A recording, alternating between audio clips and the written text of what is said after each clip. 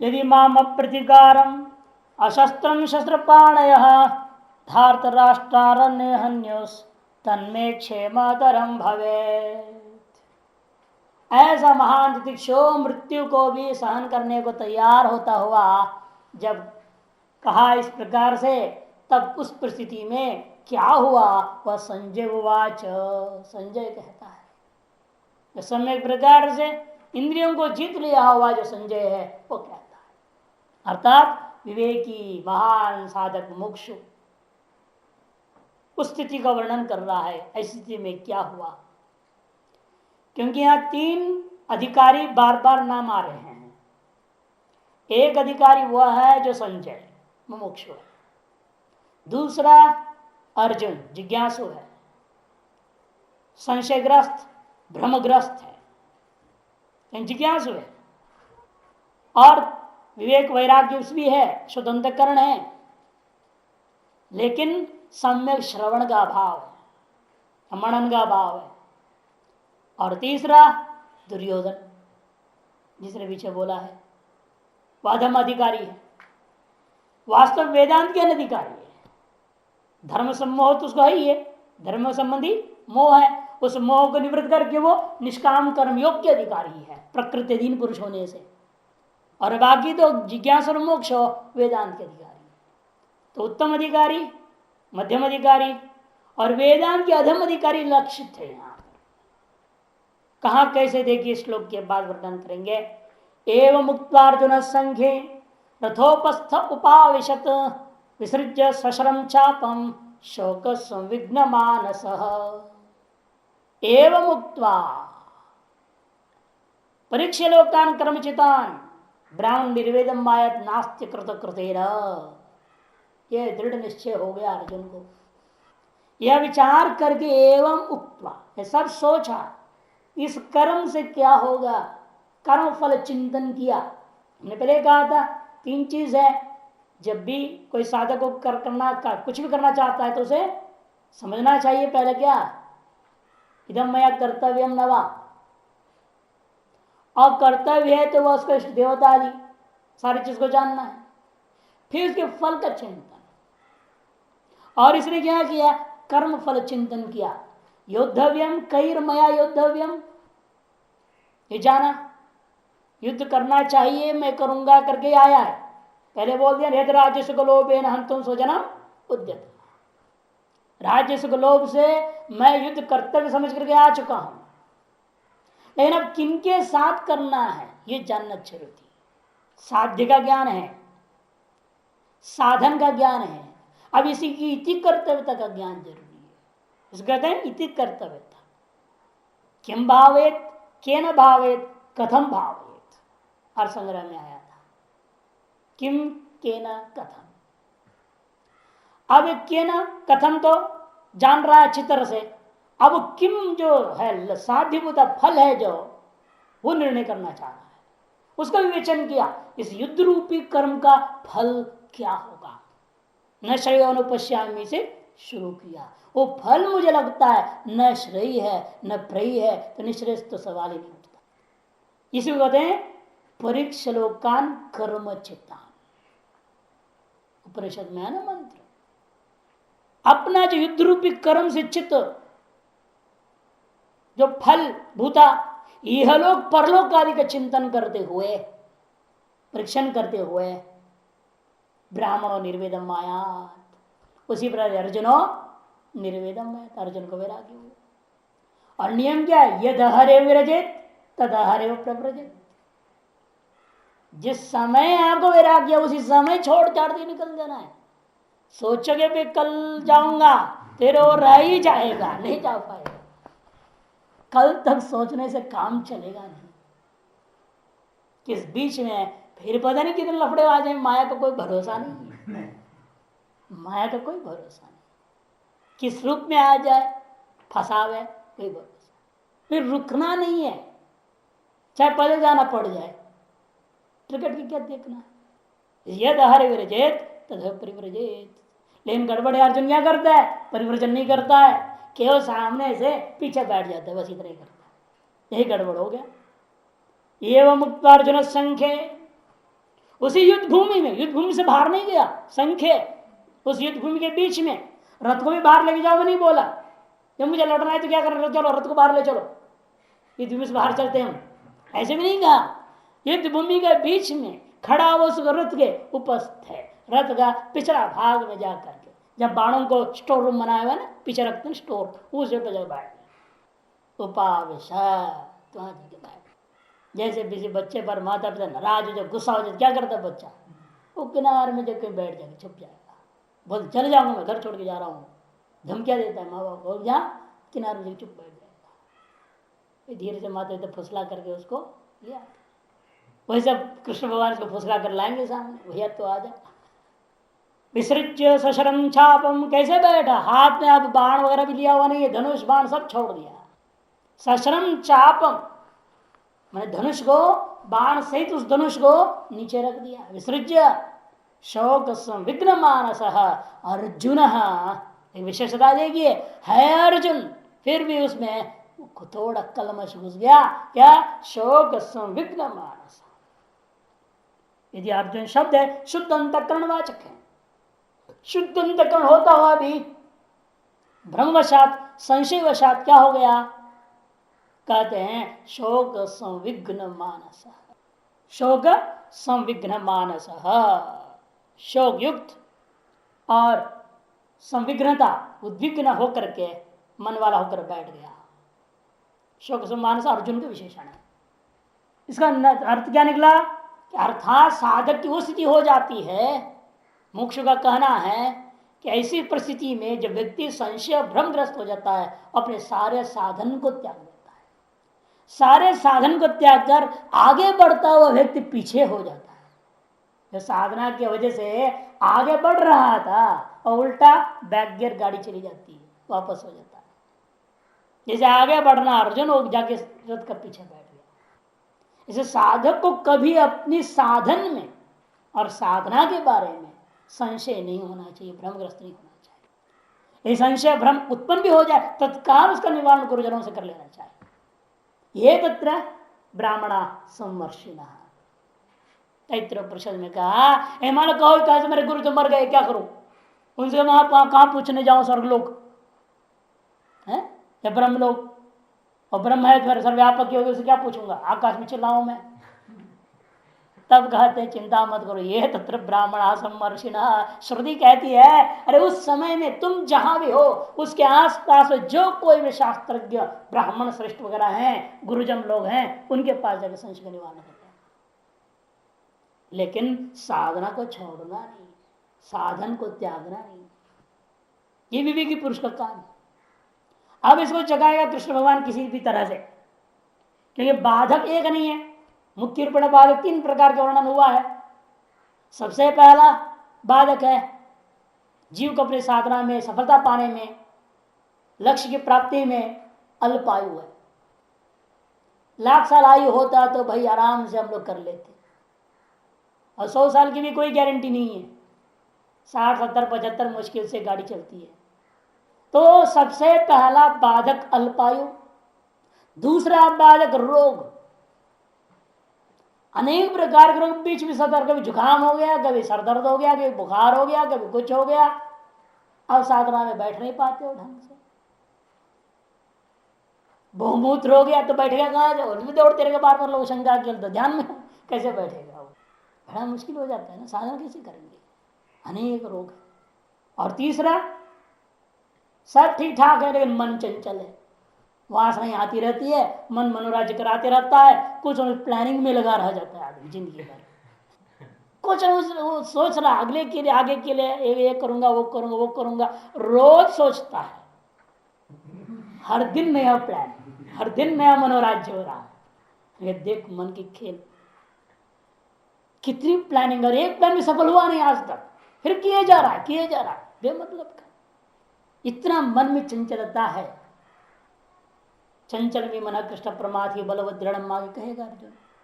इसका नियंत्रण पूर्वक साधना यदि भगवान की कृपा से हो भी रहा और उसमें संशय कर लेना तो सबसे बड़ा प्रमाद है। इसे जो मिल रहा है, जैसे मिल रहा है, साधना में अपने लगे रहना चाहिए, चलते रहना चाहिए। इसे हम लोग ज्ञान है, लोग बोलते महाराज हम आपसे पढ़ना चाहते लेकिन नहीं पढ़ पा रहे, क्या करें, यहाँ व्यवस्था नहीं। जहां जो मिल रहा है पढ़ो, जितनी मिल जाए, भगवान कृपा है तुमको जो है मौका मिला है ऋषिकेश में रहने को, पढ़ने को, सुन लो उसी से। आचार्य के प्रति क्यों अश्रद्धा करते हो? जो दे रहा है वो ठीक है। जिन नर्सरी का टीचर होता है, 8वीं का टीचर होता है, डिग्री का टीचर होता है, कोई जो पीएचडी कराने वाला गाइड होता है, सबकी अपना अपना क्वालिटी, अपने अपने ज्ञान है।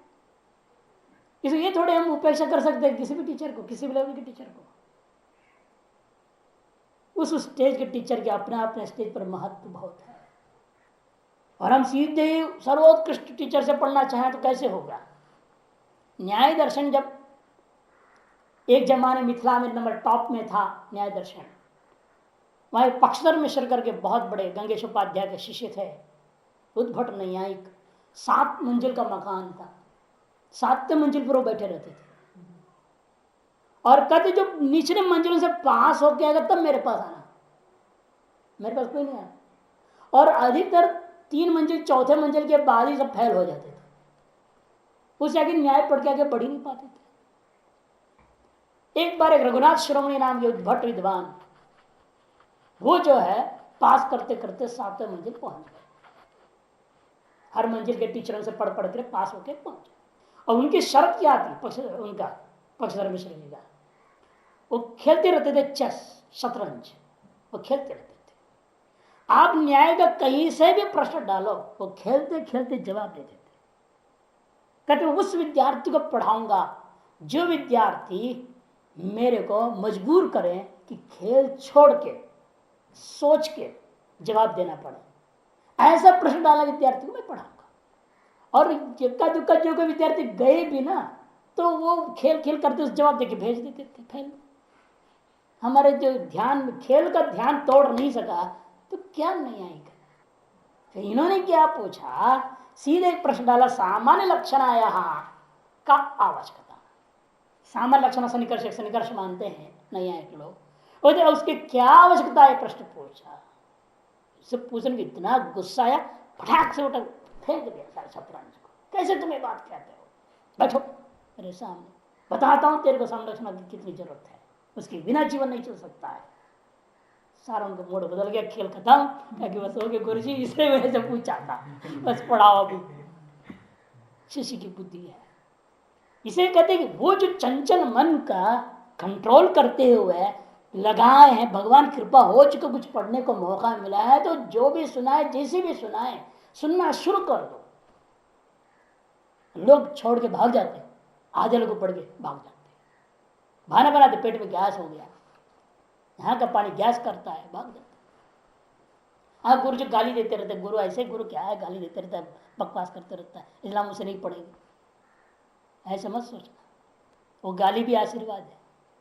हमने पढ़े ऐसे गुरु जी से, एक रामप्रति द्विवेदी जीत करके थे बनारस में, व्याकरण पढ़ा आ गया सवेरे सवेरे 4 गाली दे, और टाइम को देर कर सब 4 बजे का, 4 बजे जाते थे, 4:50 तक पढ़ते थे, और फिर 5 बजे आते दौड़े दौड़ रनिंग रेस में आता था, गोविंद मठ आरती में आना है मणिकर्ण का घाट से, तो वहां पढ़ने जाते 4 बजे पहुंचते, सबसे पहले उल्टा सीधा सुनाना सुनते, और फिर जाना, फिर उनके बर्तन, चाय बर्तन धो देंगे, सब कर दे, फिर बैठेंगे 15 मिनट, उसमें चली जाती थी।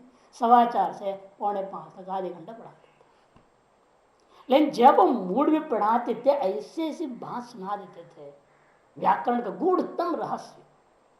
हमारे दिमाग व्याकरण खोला तो उन्होंने खोला, क्या तरीका है शब्द को तोड़ना, व्युत्पत्तियां बनाना, धातु की कल्पना कैसे की जाती है, कहाँ कैसे तोड़ सकते हो, कहाँ नहीं कर सकते हो, क्या नियम इसके, सब उन्होंने। और गालियों को सुन सुन के पढ़ लिया। हम सोचते कई अन्य जैसे, अरे गाली देते नहीं जाएंगे, तब कुछ नहीं बनते।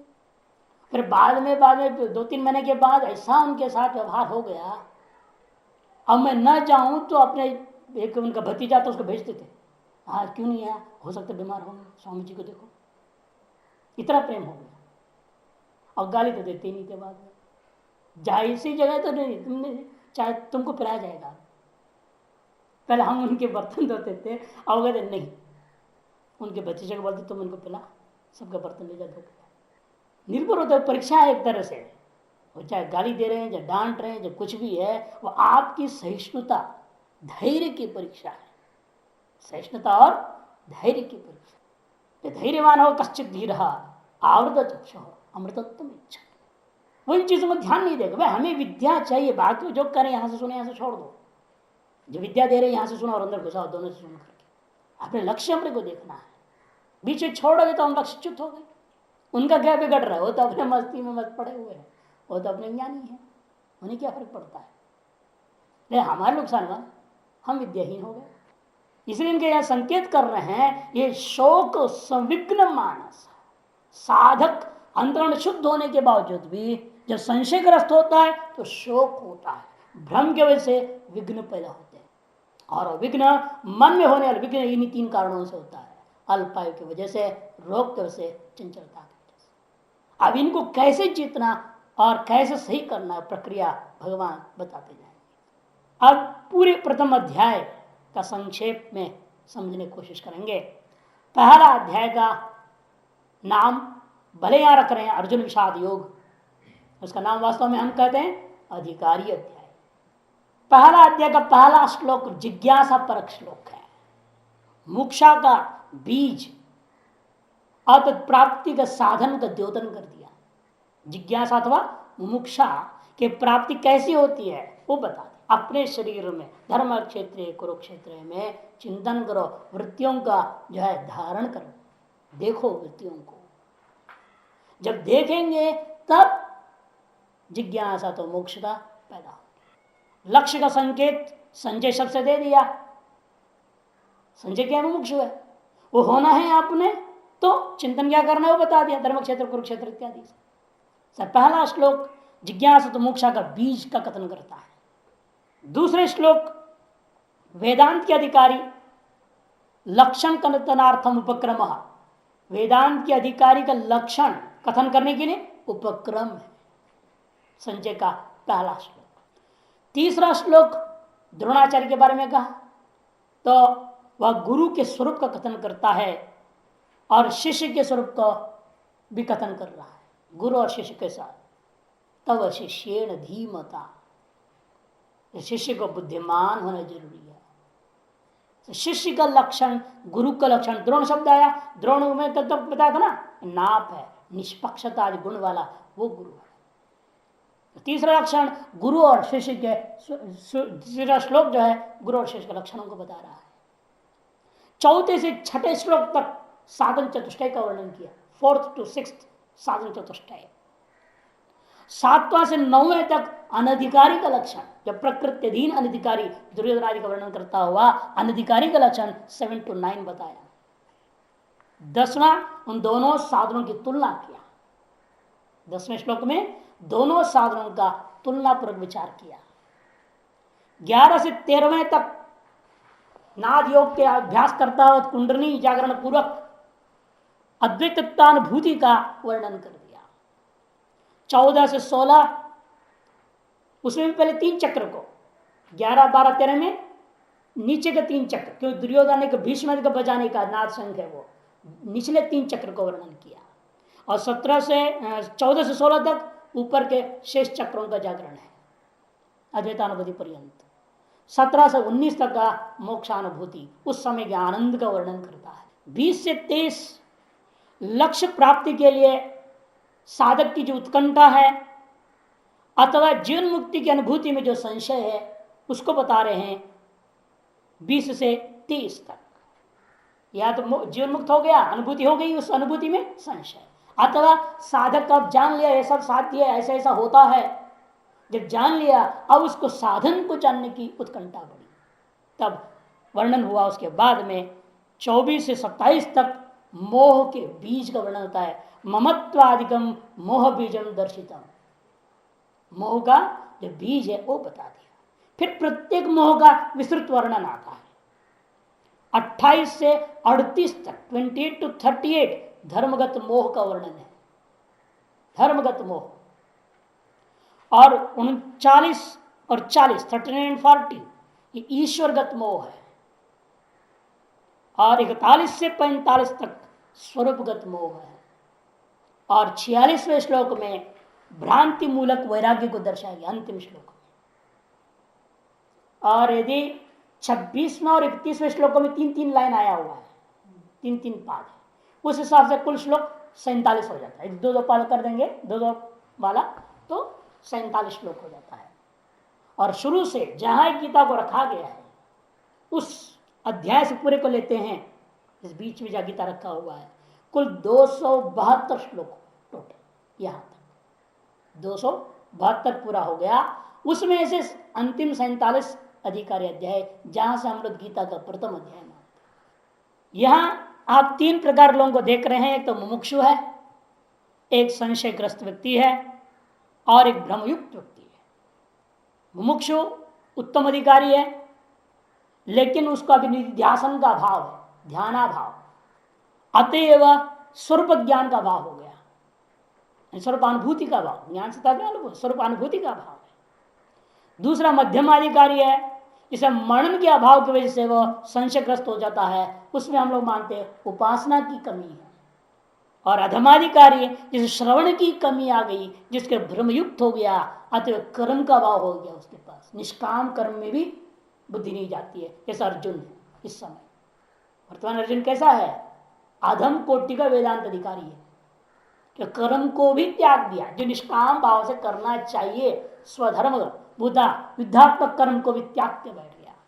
इसका कारण क्या है? सम्यक श्रवण का अभाव। पहला श्लोक में आएगा, इसलिए आगे हम बताएंगे वह श्रवण कैसे बोल रहे हैं। श्रवण के अभाव को बोलते अश्रुपूर्णा कुले क्षणम, वह अश्रुपूर्ण का अर्थ आप लोग जैसे जानते हैं, आंसू भरा हुआ आंख कैसा अर्थ कर देते हो, हम करेंगे देखिए अलग अर्थ। श्रवण का अभाव है। वो अधमाधिकारी में क्या होता है? सम्यक श्रवण न होने से कर्म की भ्रांति हो जाती, कर्म को त्याग, और अधिक तरह से नास्तिक हो जाएंगे। क्या वेद वेदांत पढ़ा, कुछ नहीं है यार इसमें, तो जो सम्यक श्रवण नहीं है उनको यही होगा। ऐसे लोग हमने देखा है, कई साधु थे, अच्छे साधक थे, बड़ा ध्यान भजन करते रहे, सब छोड़ के फिर वापस गृहस्थी में चले गए, कुछ नहीं रखा है। कैसे पतन होते जाता है। सवर्ण से विवाह करना चाहिए, है नहीं विवर्ण से करता या वर्ण संकर से करता, ये तो बिल्कुल परधर्मी से कर लिया, बड़ी विलक्षण स्थिति आता है। इसलिए साधना इतना आसान थोड़ी है। जैसे आप साधना में आगे बढ़ेंगे, ऐसे ऐसे माया जाल फंसता है, आदमी को भ्रमित कर देता है। अर्जुन जैसा भ्रमित हो गया, दूसरों को क्या कहना है। वो स्वकर्म त्याग करके बैठ रहा है चुपचाप। यह अधमाधिकारी का स्वरूप होता है। क्रमशः मोहयुक्त है, कोई एक चीज से मोहयुक्त हो गया, कोई 2 चीज से मोहयुक्त है, कोई 3 चीज से मोहयुक्त है। मुमुक्षु स्वरूपगत मोहयुक्त है केवल, उसको धर्मगत मोह नहीं है, ईश्वरगत मोह नहीं है, वहां तक सिर्फ पहुंच गया है। और जो संशयग्रस्त जिज्ञासु है, उसके अंदर 2 चीज का मोह है, भी ईश्वर का मोह, स्वरूप का मोह, कर्मगत मोह नहीं है, कर्म कर रहा है। उपासना उसके डमाडोल हो रहा है क्योंकि ईश्वर का मोह है, उपासना का भाव हो गया। नित्यासन तो स्वाभाविक वो नहीं रहेगा। और अंत वाला है, उसको तीनों मोह है, धर्म का भी मोह है, ईश्वर का भी मोह है, स्वरूप का भी मोह है। जैसे अर्जुन ने सुना गुरुओं से, लेकिन उसमें सम्यक ज्ञान नहीं हो, ऐसा व्यक्ति है। ये प्रथम अध्याय का संक्षेप हो गया। ऐसा स्थिति कथन करने के पश्चात अब कहते हैं, द्वितीय अध्याय आरंभ करने से पहले प्रथम अध्याय का देखिए, जो अध्याय की समाप्ति में कहा हुआ बात भी बहुत महत्वपूर्ण बता रहा है। इस वस्तुओं की प्रामाणिकता के लिए श्रीमद् भगवद गीतासु उपनिषत्सु ब्रह्म विद्यायाम योग शास्त्रे श्री कृष्णार्जुन संवादे अर्जुन विषाद योगो नाम प्रथमोध्याय। श्रीमद् भगवद गीता सु, भगवद गीता सु, ये भगवद गीता कैसी है? ये उपनिषद सु, स्वयं एक उपनिषद तुल्य है। उपनिषद समीपम गत्वा नितराम स्थित्वा विषण गति अवसाधन करोति। उपनिषद गुरु के समीप में जाना, गुरु के पास निरंतर रहना, रह करके अपने अविद्या को पहले शिथिल करो, फिर ब्रह्माकार वृत्ति में गति को प्राप्त करो, विशरण गति। जब विद्या में गति प्राप्त हो जाती है तो फिर अंत अविद्या का अवसाधन हो जाता है, नाश हो जाता है। इसका नाम उपनिषद है। ऐसी ये है गीता भी। यह भी हमारी यदि हम इस गीता के पास पहुंच गए, गीता के शब्द में ऊपर, मैंने गीताया समीपम, गीताया शरणं गत्वा, गीताया निरंतर सेवने ना, निरंतर सेवने, गीता का निरंतर सेवन करने से क्या होगा? शब्द विशरण, आपकी अविद्या, आपका मोह जो तीन प्रकार का मोह है, और तीनों प्रकार का मोह पहले ढीले पड़ेंगे। फिर आपका जो वृत्ति लक्ष्य होता है स्वरूप की ओर आगे बढ़ेगी। अंत तक तो गीता के माध्यम से आपका ज्ञान नष्ट हो जाएगा। इसलिए इसको उपनिषद कह दिया। जैसे अन्य होते हैं उपनिषद, वैसे ये भी वही कार्य करने में सक्षम है, आज इसको उपनिषद कह दिया। लेकिन फिर भी कोई कहे उपनिषद के सदृश कार्य करने में सक्षम हो, लेकिन ब्रह्म विद्या ना हो तो क्या फायदा? ये नहीं, ब्रह्म विद्यायाम, ये साक्षात ब्रह्म विद्या स्वरूपा है। या स्वयं मुख पद्मा विनिश्रुता, स्वयं निकली हुई है ना।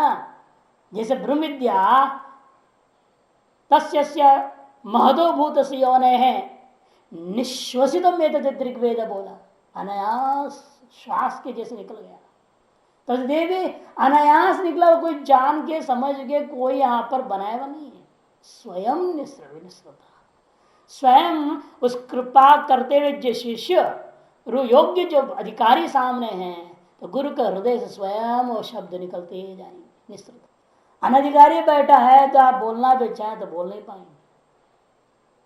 कई बार होता है निकलती नहीं, बताना भी चाहते हैं, सारे भूल ही जाते, गुरु ही भूल जाता है, उसके दिमाग में आता ही नहीं, फ्लैश नहीं होता कि सामने अनधिकारी बैठा है, ऊपरी ऊपरी कुछ बात बोल के छोड़ के चला जाएगा। हमने देखा कई बार पढ़ाते, कई बार ऐसे ऐसे लोग आ जाते हैं बीच में, तो बैठ जाते हैं पाठ में, तो जो बताना कुछ भी नहीं बता पाते, कुछ निकलता ही नहीं। कई बार हुआ। अब हम कहते जब प्रारब्ध, सबका प्रारब्ध है, क्या कर सकते, जितनी निकली सो ठीक है। पहली बार गीता जब पढ़ा, सब वेटिंग के ना, काफी साउंड वगैरह खड़ा साउंड निकाल दिया, उसको आप सुनिए और इसको सुनिए, अब की बार पढ़ा हमें बहुत अंतर दिखता है।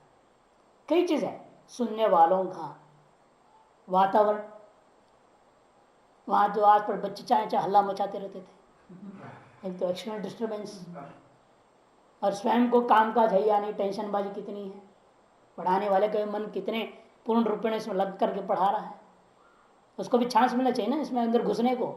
और बाहरी व्यवहार में फंसा है तो कहाँ इसमें घुसेगा वो, ये सब पर निर्भर होता है। तो इसलिए कहते हैं कि ये जो कैसा है, ब्रह्म विद्या है। केवल ब्रह्म विद्या होने से भी काम चलता नहीं, इससे ब्रह्म विद्या घुसता है नहीं। मन को नियंत्रण करने के लिए प्राणायाम की जरूरत है ना, जैसे योग शास्त्र, जीव ब्रह्म की ऐक्यता भी कथन करने वाला योग शास्त्र भी है ये। तदर्थ आवश्यक साधनभूत योगों को कथन करने वाला शास्त्र है। शासनात् दंशनात् चैव, शास्त्र किसको कहते हैं? शासनात् दंशनात् चैव, शासन करता है, दमन भी करता है।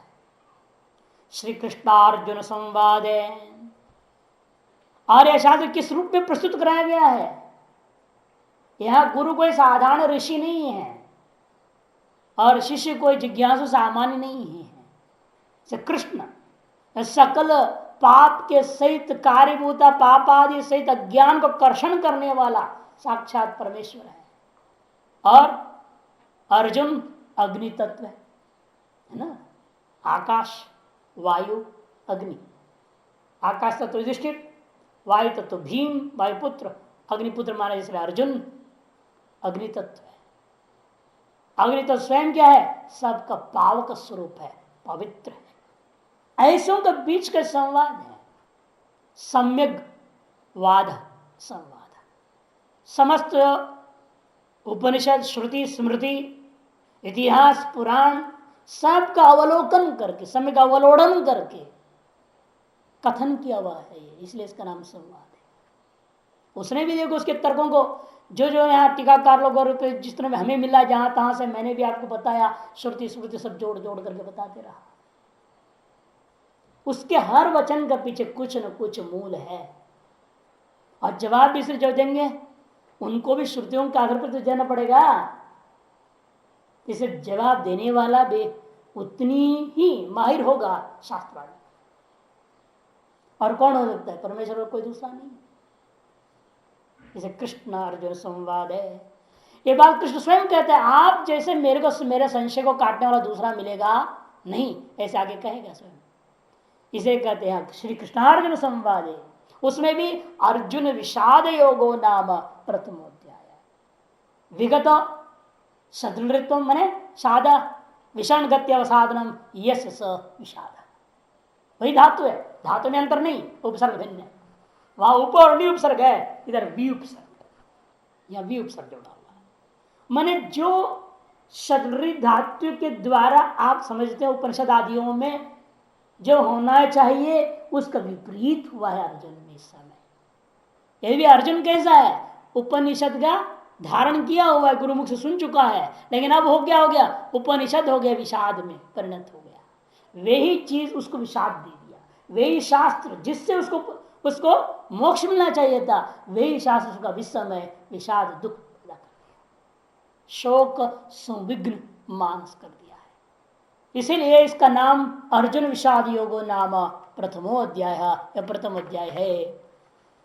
शोक संविघ्न मानस, इसकी उत्पत्ति देखिए, शोक ग्रहणम मोहस्यापि उपलक्षणार्थम, शोक जो ग्रहण किया वो मोह का भी उपलक्षण कर देता है। जैसे शोक मोहाभ्याम सम्यक उद्विग्नम मनो यस्य, शोक और मोह दोनों से सम्यक प्रकार से उद्विग्न हो गया है मन जिसका। उद्विग्न का मतलब क्या, अपने स्वधर्म से उखड़ गया, निकल गया, छोड़ करके भाग रहा है मन जिसका, ऐसा मन वाला हो गया शोक संविघ्न मानस अर्जुन।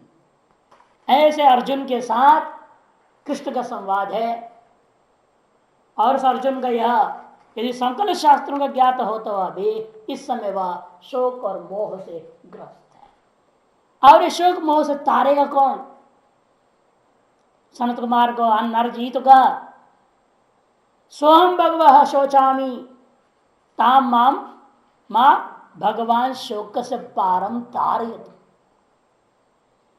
7वां अध्याय पहला खंड तीसरा मंत्र में ये कहता है, भगवान कहा संत कुमार को, भगवान ही शोक को, शोक सागर से किसी भी को भी तार सकते हैं, साधारण व्यक्ति नहीं कर सकता है। वो कैसे होगा, वो अगला अध्याय आरंभ होगा।